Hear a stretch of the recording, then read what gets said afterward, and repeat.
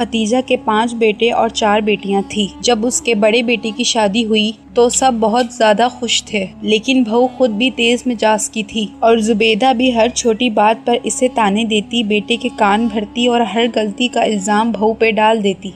रोज रोज के झगड़े से तंग आकर एक दिन बहू ने कहा अब मैं इस घर में नहीं रहूंगी और वो अपने शौहर को भी लेके साथ चली गई।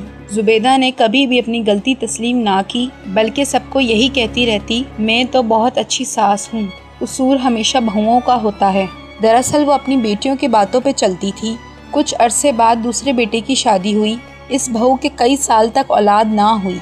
बेटा अपनी बीवी से कहता मैं दूसरी शादी कर लूँगा। सास मना भी नहीं करती थी और बहू के सामने अच्छी भी बनती थी। बहू खामोश रोती रहती थी, मगर किसी ने इसका दर्द कभी नहीं समझा। फिर वक्त ने पलटा खाया।